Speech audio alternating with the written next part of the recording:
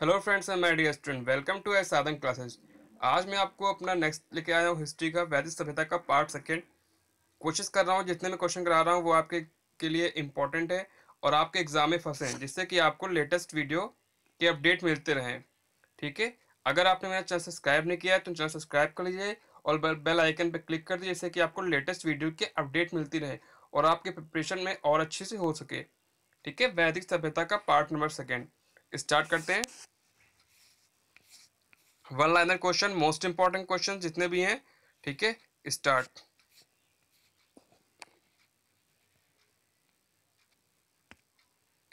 देखिए, गायत्री मंत्र किस पुस्तक में मिलता है? तो किस में मिलता है? ऋग्वेद में। ठीक है, गायत्री मंत्र कहाँ से है? ऋग्वेद से। प्राचीन भारत में निष्क, ध्यान रखिएगा, एक वर्ड है निष्क। ठीक है, प्राचीन भारत में निष्क से जाना जाता था क्या? स्वर्ण आभूषण, सोने की आभूषण जो है उसको प्राचीन भारत में निष्क से जानते थे। वर्ड को ध्यान रखिएगा, प्राचीन भारत में निष्क से जाना जाता था क्या? सोने के आभूषण। ठीक है, आगे देखिए। ठीक है, न्याय दर्शन को प्रचलित किया किसने किया? गौतम ऋषि ने। ठीक है, गौतम ने न्याय दर्शन को प्रचारित किया। किसने किया? गौतम ने। क्वेश्चन नंबर थर्ड इंपॉर्टेंट है आपका। फोर्थ देखिए, उपनिषद पुस्तकें किस पर आधारित हैं? किस पे आधारित हैं? दर्शन पे। उपनिषद किस पे आधारित है? पुस्तकें दर्शन पे आधारित हैं। ठीक है, तो ये चार क्वेश्चन क्लियर हो गए। आगे देखिए पांचों क्वेश्चन। पूर्व वैदिक आर्यों का धर्म प्रमुखता था, तो क्या था? प्रकृति पूजा और यज्ञ करना। जो पूर्व आर्य आर्य थे उनका धर्म प्रमुखता में क्या था? प्रकृति की पूजा करना और यज्ञ वज्ञ करते थे, इसलिए वो यज्ञ करना उनके प्रमुख धर्म था। ठीक है, चरक संहिता नामक पुस्तक किस विषय से संबंधित है? ये आपको शायद सभी को पता होगा। किससे संबंधित है? संबंधित है आपकी चिकित्सा से। ठीक है, संबंधित है चिकित्सा से संबंधित है चरक संहिता, तो ये भी आपका इंपॉर्टेंट है। अब चलते हैं आगे देखिए।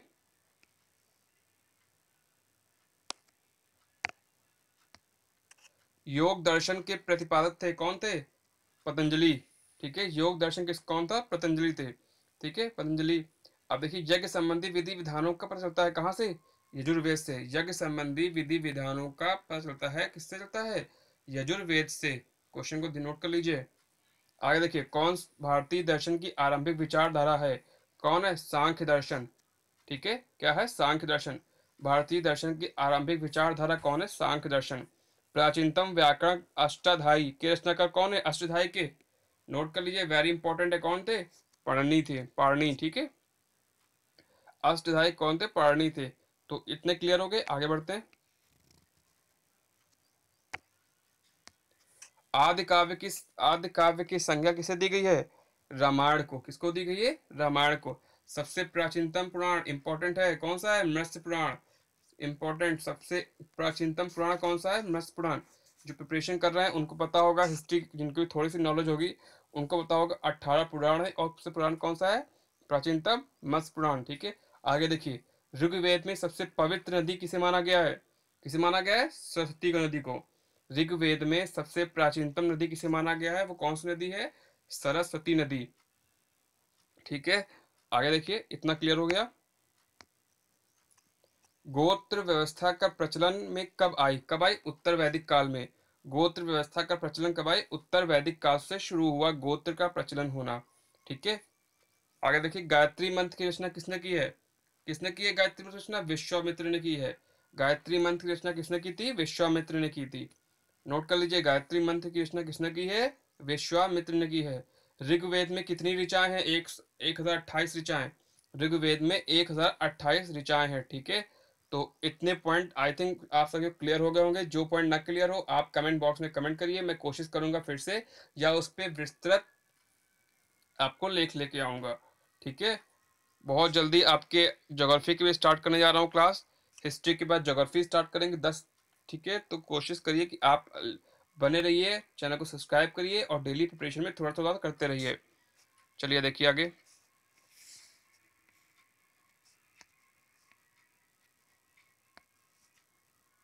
किस वेद में जादुई माया और वशीकरण का वर्णन है? किसमें है? अथर्ववेद में। किसमें है? अथर्ववेद में जादुई माया और वशीकरण का वर्णन किया गया है। कौन सी है? अथर्ववेद में। आगे देखिए, किस साहित्य में मोक्ष की चर्चा मिलती है? किसमें मिलती है? उपनिषद में मिलती है। उपनिषद में मोक्ष की चर्चा मिलती है। ये दो आपके इंपॉर्टेंट हो गए। ऋग्वेद में अघन्य, ध्यान रखिएगा, वश वध करने योग्य, वध योग्य नहीं है, ठीक है। ऋग्वेद में अघन्य, वध योग्य नहीं शब्द का प्रयोग किस जानवर के लिए किया गया था? तो गाय, गाय में वहां पे वध करना वर्जित था, ठीक है। इसको लोग गाय पूजनी है, सब जानते हैं, इसलिए वध करना योग्य नहीं थे। कब से? ऋग्वेद। गाय से संबंधित कितने सारे युद्ध किए गए विश्व में, देश में, भारत में, तो इसलिए वध करने योग्य वहां पे शब्द अघन्य का यूज किया गया है। आगे देखिए, उत्तर वैदिक काल में किस देवता को सर्वोच्च स्थान प्राप्त है? किसको प्राप्त है? प्रजापति। उत्तर वैदिक काल में किस देवता को सर्वोच्च स्थान प्राप्त था? किसको प्राप्त था? प्रजापति को।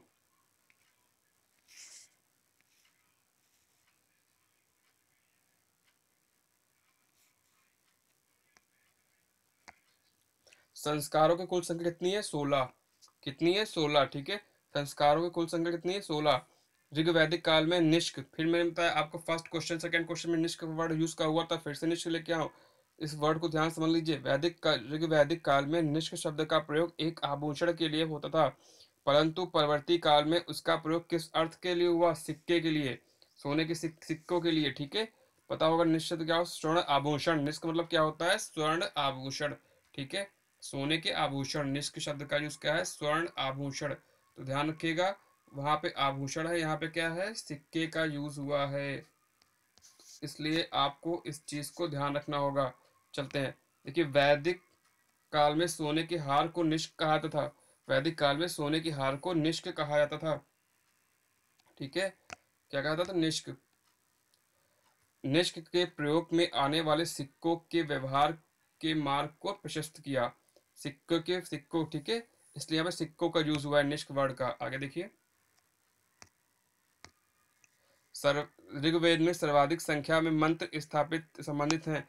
किससे संबंधित है मंत्र? अग्नि से। ऋग्वेद में सर्वाधिक जो मंत्र दिए गए हैं वो अग्नि से संबंधित मंत्र दिए गए हैं।